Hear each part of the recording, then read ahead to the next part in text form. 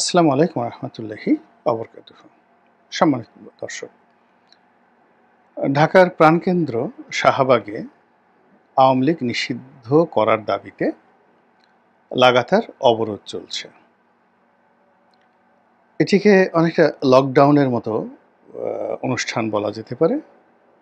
অর্থাৎ তারা যখন এই অনুষ্ঠানটি করবে, যেমন গত রাতে তারা করেছে, আবার আজকে আমি যখন এই অনুষ্ঠান করছি 10 তারিখে, আজকে বিকেল ৩টা থেকে তাদের এই অবরোধ শুরু হবে এবং এটা তারা এই আইনটি অর্থাৎ সরকারের কাছ থেকে তারা একটা দাবিনামা জানাচ্ছে যে আওয়ামী লীগকে নিষিদ্ধ করতে হবে। এটি পাশ না করা পর্যন্ত তারা এই দাবি থেকে নড়বে না। এখন শাহবাগে তারা এইভাবে কাজ করবে, আর বাংলাদেশের অন্যান্য জায়গাতে তারা ইতিমধ্যে আহ্বান জানিয়েছেন যে তাদের যারা সহযোগী সংগঠন রয়েছেন বা শাখা সংগঠন রয়েছেন তারা যেন এই আন্দোলনটা চালিয়ে নেন ঢাকার সঙ্গে সামঞ্জস্য রেখে। তবে তারা নির্দেশনা দিয়েছেন যে শাহবাগকে তারা যেভাবে অবরোধ করে রেখেছে তারা যেন মিছিল মিটিংয়ে শহর প্রদক্ষিণ করেন, রাজপথ প্রদক্ষিণ করেন, কিন্তু কোনো জায়গাতে যেন এভাবে অবরোধ করে জনগণের দুর্ভোগ তারা তৈরি না করেন। তারা শুধু একটা জায়গাতেই দুর্ভোগ তৈরি করতে চাচ্ছেন। অত্যন্ত সাধু বাদযোগ্য একটি মহৎ উদ্দেশ্য, এবং তারা এটা চালিয়ে নিতে পারলে বাংলাদেশে একটা নতুন ইতিহাস রচিত হবে। এখানে একটা বিষয় লক্ষ্য করার মতো, সেটি হলো আমরা শুক্রবার দিন অর্থাৎ মে মাসের 9 তারিখে যখন তারা এরকম একটা সিদ্ধান্ত নিল, মূলত রাষ্ট্রপতি হামিদ সাহেব যখন বাংলাদেশ থেকে পালিয়ে গেলেন বা তিনি স্বেচ্ছায় চলে গেলেন, তারপর আরেকটি ঘটনা ঘটল। সেটি হলো যে সেলিনা হায়াৎ আইভী, নারায়ণগঞ্জের সর্বজন শ্রদ্ধেয়া রাজনৈতিক নেত্রী, অত্যন্ত জনপ্রিয় মেয়র এবং সাহসী, প্রচণ্ড সাহসী, তাকে গ্রেপ্তার করা হলো এবং সেই গ্রেপ্তারকে কেন্দ্র করে নারায়ণগঞ্জের মাটিতে মানুষ হৃদয় বিদারক দৃশ্যের অবতারণা করল। হাজার হাজার মানুষ তার বাড়ির সামনে সারা রাত পাহারা দিল। সকালবেলা তিনি জনগণকে বুঝিয়ে সুঝিয়ে তারপরে যখন তিনি পুলিশের কাছে আত্মসমর্পণ করলেন বা গেলেন, তখন মানুষ অঝরে কাঁদল, নারী পুরুষ অঝরে কাঁদল, যেটি আমি গত 20-30 বছরে দেখিনি। একমাত্র গোলাম আজম সাহেবকে যখন গ্রেপ্তার করা হয়েছিল বিএনপির জমানাতে, তখন তার নেতাকর্মীরা তার জন্য কেঁদেছিলেন। কিন্তু তখন তো বিএনপি এবং জামাতের, যাকে বলা হয় সরকার ক্ষমতায় ছিল, এবং জামাতের নেতাকর্মীদেরকে অবাধে তাদের অশ্রু বর্ষণ করার সুযোগ দেওয়া হয়েছিল। কিন্তু এখনকার যে পরিস্থিতি, সেখানে আওয়ামী লীগের স্লোগান দেওয়া, জয় বাংলা বলা, তারপরে আওয়ামী লীগের কোনো নেতার জন্য রাজপথে নামা, এটি অসম্ভব একটা বিষয়। তো সেক্ষেত্রে সেলিনা হায়াৎ আইভীর জন্য যে আত্মত্যাগ মানুষ করলো, যে সাহস দেখালো, এটি আওয়ামী লীগের রাজনীতির মোড় ঘুরিয়ে দেবে। আওয়ামী লীগের সারা বাংলাদেশের নেতাকর্মীদের সাহস বৃদ্ধি করবে এবং সেলিনা হায়াৎ আইভী এখানে থাকতে পারবেন না, তাকে জামিন দিতে হবে। তিনি বের হয়ে আসবেন এবং বের হয়ে আসার পরে তিনি রায় বাঘিনীর মতো সারা বাংলাদেশ চষে বেড়াবেন এবং তার এই গ্রেপ্তারের ফলে মূলত আওয়ামী লীগের রাজনীতি এবং তাকে পুনর্বাসিত করা হলো। এটা হলো বাস্তব। সেকেন্ড থিং হলো, এই যে রাষ্ট্রপতি হামিদ সাহেব যে দেশের বাইরে গেলেন, যদি তিনি ফিরে আসেন তাহলে তিনি সেলিনা হায়াৎ আইভীর মতো জনপ্রিয় হবেন এবং সারা বাংলাদেশে ঘুরতে থাকবেন। আর তিনি যদি ফিরে নাও আসেন তাহলে ব্যাংকক কলকাতা কেন্দ্রিক যে আওয়ামী লীগের নেতারা পালিয়ে আছেন তাদের কারোরই কিন্তু যাকে বলে ফেস নেই, মুখ নেই। কিন্তু প্রেসিডেন্ট হামিদের কিন্তু মুখ আছে। ফলে তিনি ব্যাংককে থেকে যদি একটি সংগঠন করেন, আওয়ামী লীগের ভারপ্রাপ্ত সভানেত্রীর দায়িত্ব নেন এবং তিনি যদি সোশ্যাল মাধ্যমে এসে প্রতিদিন একটা করে ভিডিও আপলোড করেন, কথা বলেন তার নিজস্ব স্টাইলে, সারা বাংলাদেশ তোলপাড় হয়ে যাবে। সারা বাংলাদেশ তোলপাড় হয়ে যাবে। এখন কিন্তু বাস্তবতা হলো যে শেখ হাসিনা তার নেতাকর্মীদের কাছে জনপ্রিয়, কিন্তু সাধারণ জনগণের কাছে কিন্তু তিনি জনপ্রিয় নন।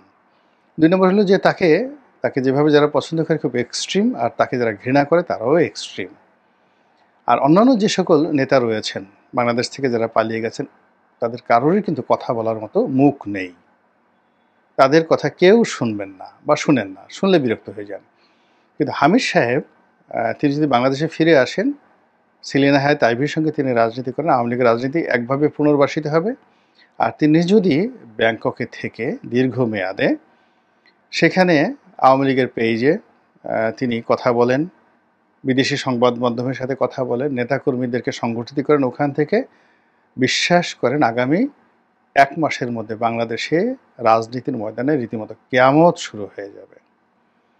এখন এই জিনিসগুলো হিসাব করে হয়তো কেউ করেছেন, অথবা এই জিনিসগুলো ঘটবে এটা কেউ হিসাব করতে পারেননি। তো এই অবস্থাতে ছাত্ররা যারা শাহবাগে আছেন, তারা এই আওয়ামী লীগ নিষিদ্ধ করার জন্য এখানে অবরোধ করছেন। এখন এই আওয়ামী লীগ নিষিদ্ধ হলেই বা কি, না হলেই বা কি, এটা পরের বিষয়। কিন্তু ছাত্ররা এখানে যে আন্দোলন করছেন, এই আন্দোলনের সঙ্গে মোটামুটি একেবারে প্রথম সারিতে এদের অলমোস্ট 90% এফোর্ট এখানে যা কিছু আসছে, এটা মূলত জামাত এবং শিবিরের। বাকি অন্যান্য যে সকল ছোট ছোট রাজনৈতিক দল রয়েছে, এর মধ্যে এবি পার্টি আছে, আর অনেকে আছে, তারাও এখানে তাদের কর্মী সমর্থক নিয়ে উপস্থিত হয়েছেন। আর এনসিপি তাদের যারা যারা আছেন, নাগরিক পার্টি বা এনসিপির এখন নতুন নাম বোধহয় কংগ্রেস হয়েছে, তো তারা এই শাহবাগকে কেন্দ্র করে একটা নতুন আন্দোলন করার চেষ্টা করছেন। এই আন্দোলনের ফলাফল কি হবে, তারপর এই আন্দোলনের প্রেক্ষিতে আওয়ামী লীগ নিষিদ্ধ হবে কি হবে না, ছাত্রলীগ নিষিদ্ধ হবে কি হবে না, নিষিদ্ধ হলে বাকি, না হলে বাকি, এটা ভবিষ্যতে দেখা যাবে। এগুলো নিয়ে আমি এখন বিতর্ক করতে চাই না। আমি শুধুমাত্র যে জিনিসটি বলতে চাই সেটা হলো, ইতিহাসের কতগুলো ট্রায়াঙ্গেল আছে, যেখানে গেলে আপনার কাদা লাগবেই, আর যেখানে গেলে আপনার পুণ্য হবেই। আপনি যদি গয়া যান, কাশী যান, মথুরা যান, আপনি যদি মক্কা যান, মদিনা যান, জেরুজালেম যান, মানে এরকম পৃথিবীর অনেক হলি, অর্থাৎ পবিত্র যেমন জায়গা রয়েছে, তেমনি অনেকগুলো আনহলি জায়গা রয়েছে। এখন আপনি যদি পবিত্র জায়গায় যান, সেখানে যাওয়ার সঙ্গে সঙ্গেই আপনি যত খারাপ হন না কেন, লোকজন বলবে যে না, এই লোকটা গয়া গেছে, কাশী গেছে, বৃন্দাবন গেছে, এ ভালো মানুষ, মক্কা গেছে, মদিনা গেছে, জেরুজালেম গেছে, এ ভালো মানুষ। কিন্তু আপনি যদি লাস ভেগাস যান, আপনি যদি অন্যরকম যে জুয়ার সিটিগুলো আছে, ক্যাসিনোর যে সিটিগুলো রয়েছে, সেই ইন্ডিয়ানা, আমেরিকার যে ইন্ডিয়ানা রয়েছে সেখানে যান, হাওয়াই দ্বীপপুঞ্জ হনুলুলু রয়েছে, কিংবা সিঙ্গাপুরের ম্যারিনার্স বে রয়েছে, তারপরে চীন এবং হংকংয়ের মধ্যে একটা ছোট দ্বীপ আছে মাকাও। তো এর মধ্যে আবার অনেকগুলো শহর রয়েছে যেগুলো নুট সিটি বলা হয়। ওখানে সবাই নারী পুরুষ উলঙ্গ হয়ে ঘোরাফেরা করে, মদ গাঁজা থেকে শুরু করে দুনিয়ার এমন কোনো অপকর্ম নাই, সেখানে যে যাইছে তাই করতে পারে। দুবাইয়ের কিছু জায়গা আছে, তারপর ইউরোপের একটা দেশ আছে মোনাকো, সেখানে কিছু জায়গা আছে। তো সেখানে গিয়ে আপনি যা কিছু করেন না কেন, মানে আপনি ওখানে গিয়ে আপনার মতো করে করতে পারেন। তো সেই দিক থেকে আমাদের যে এই শাহবাগ, এটা একটা অভিশপ্ত এলাকা। এই এলাকায় যে নবাব ছিল, ঢাকার নবাব, তারা এখানে ঘোড়দৌড় করতেন। ওই যে ঢাকা বিশ্ববিদ্যালয়ের মধুর ক্যান্টিন, ওটা মূলত একটা বাইজিখানা। ওখানে বাইজিরা নাচ গান করতো, যৌনতায় লিপ্ত হতো, মদ গাঁজা খেত। তারপরে এই যে শাহবাগের এখন যে এলাকা, এই পুরো এলাকার যে জায়গা জমি নিয়ে এখানে প্রচুর মারামারি কাটাকাটি অনেক কিছু হয়েছে। এই জায়গাগুলো, পুরো জায়গাটাই কিন্তু একটা অভিশপ্ত এলাকা। ফলে এই শাহবাগ, মানে এখানে শাহবাগ মানে রাজাদের বাগান, শাহাদের বাগান। তো এই জিনিসগুলো আমরা হয়তো অনেকে জানি না। ফলে এই জায়গাকে কেন্দ্র করে কিন্তু ইতিহাসে অনেক দুর্ঘটনা ঘটেছে। আপনারা যদি জানতে চান, আমি ইন ডিটেলস সেই নবাব আব্দুল গনির আমল থেকে একেবারে এখন পর্যন্ত এখানে যা কিছু হয় এটা বলতে পারবো। তো এখানে এখন যে ঘটনাগুলো হয়, আপনি গিয়ে দেখেন ছিনতাইকারীরা, ঘুষখোররা, ওই যে পুলিশের ওখানে একটা আছে, যাকে বলে ওখানে একটা ডাম্পিং স্টেশন আছে, প্লাস ওখানে একটা কন্ট্রোল রুম আছে, রমনা কন্ট্রোল রুম। গিয়ে দেখেন ওর মধ্যে কি হয়। এখানে এই যে দুটো মেডিকেল আছে, ঢাকা মেডিকেল, ওই যে মানে পুঁজি হাসপাতাল, এবং এই জায়গাতে মেডিকেলের দালাল ফুরিয়ারা যে অপকর্মগুলো করে আপনি কল্পনা করতে পারবেন না। এখানে ইয়াবা, ফেনসিডিল, গাঁজা এবং যাকে বলে ওপেন যৌনতা সন্ধ্যার পরে এই এলাকাতে যা হয়, এই বাংলাদেশের অন্য কোনো জায়গাতে এরকম হয় না। এই স্পট, এখানে পুলিশের নাকের ডগায় সব কিছু হয়। এখানে অভিজাত পরিবারের সন্তান থেকে শুরু করে, ধনীদের সন্তান থেকে শুরু করে, একেবারে রাস্তার যে পতিতা, ভ্রাম্যমান পতিতা, তারাও এখানে এসে এটাকে একটা স্বর্গরাজ্য মনে করে এই জায়গাটাতে। এবং আপনি সন্ধ্যার পরে সেই আজিজ মার্কেট থেকে শুরু করে এই এলাকাতে গাঁজার গন্ধে ঘুরতেই পারবেন না। বড় বড় চুল রেখে, দাঁত দুধ মাজে না, কোনো কিছু করে না। তো এখন সেই গাঁজার কবলে পড়ে গণজাগরণ মঞ্চ, ইমরানের সরকার থেকে শুরু করে সবাই এমনভাবে শাহবাগী রূপে এখানে যাকে বলা হয় অভিশাপের মধ্যে পড়েছেন। এখন শাহবাগী বলতেই আপনার মনে করেন যে কোনো বাজে গালাগাল, আমাদের সমাজে, সেটা বেশ্যা বলেন, খানকি বলেন, যা কিছু বলেন না কেন, তো ওইগুলো বললে একজন নারী বা একটা পুরুষ যতটা রাগ হবে তার চেয়ে বেশি রাগ হয় কেউ যদি তাকে শাহবাগী বলে। তো এখানে ইমরানের সরকার ওই সময়টাতে যে সকল বদনাম হয়েছে, বিরিয়ানির প্যাকেট, তারপরে তারা ওই ছেলেমেয়েরা ওখানে বসে অশ্লীলতা করে, তারপরে রমনা পার্কের ভিতরে না ঠিক সরোয়ার্দী উদ্যানের কোনায় গিয়ে তারা কি কি করে, গাঁজা খায়, সেক্স করে, এই সমস্ত জিনিসগুলো সত্য মিথ্যা জানি না, কিন্তু এগুলোর প্রচারণার ফলে কি হলো, শাহবাগের নামটাই একটা গালিতে রূপান্তরিত হয়ে গেল। ফলে ওই সময়টাতে ইমরানের সরকারের ওই জমানাতে ইমরানের সরকার নিজে, তার সাথে সাথে আরও অনেকগুলো মুখ, এর মধ্যে আরিফ জেবতিক আছে, অমির রহমান পিয়াল আছে, আরও অনেকগুলো, এই যে পিনাকি আছে, অঞ্জন রায় আছে, এরকম অনেকের নাম আসছে যারা দীর্ঘদিন এই শাহবাগী তকমার কারণে এই বাংলাদেশে লুকিয়েছিলেন, তারপর তারা বিদেশে চলে গেছেন অনেকে। আর যারা দুই একজন আছে তারা মানে রীতিমতো আর মুখ দেখান না, গর্ব করে বলেন না যে আই এম এ শাহবাগী, না ইটস গালি। ঠিক সেই জায়গাতে আবার দ্বিতীয় বিপ্লব করার জন্য কেন জামাতের লোক গেল, কেন এখানে যাকে বলা হয় এই এনসিপির লোক সেখানেই গেল, আবার একই পরিণতির জন্য এখানে বিপ্লব হলো এবং এখানে তারা একের গণজাগরণ মঞ্চের আদলে তারা সেখানে ঢুকতে গেল। এটা আমার কাছে খুব অবাক লাগে। কেন অবাক লাগে? যে আমার শিবির যারা করেন তারা তো লেখাপড়া জানেন, তারা দেখেছেন যে ঘুরে ফিরে ওই একই ঘটনা ইরাকের বাবিল নগরীতে ঘটে।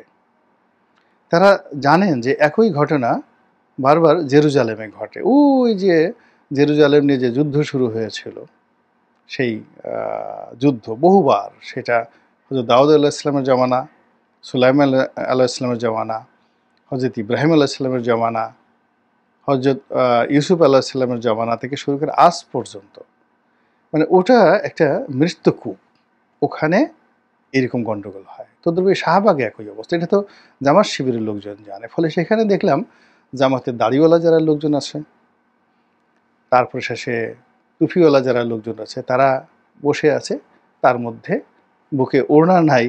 এই যে নারী নীতি নিয়ে এখন এত বিতর্ক হচ্ছে, নারীদেরকে হিজাব পরাতে হবে, নারীদেরকে ওটা করতে হবে, আর নারী নীতিতে যেভাবে নারীদেরকে ওপেন চলার সুযোগ দেওয়া হয়েছে, সে ইচ্ছা মতো পড়বে না, তার যে উন্মুক্ত বক্ষ, সে উন্মুক্ত বক্ষ সে সবাইকে প্রদর্শন করাবে, তার নিতম্ব যদি সে ভালো লাগে সে নিতম্ব দুলিয়ে দুলিয়ে আপনার সামনে হাঁটবে, আপনি ভালো না লাগলে চোখ বুজে থাকবেন, আপনি কোনো কথা বলতে পারবেন না। এমনকি পোশাকের ব্যাপারে তার স্বাধীনতা এত, সে যদি যাকে বলে শর্টস পরে হাঁটতে চায় সেটাও তিনি হাঁটতে পারবেন।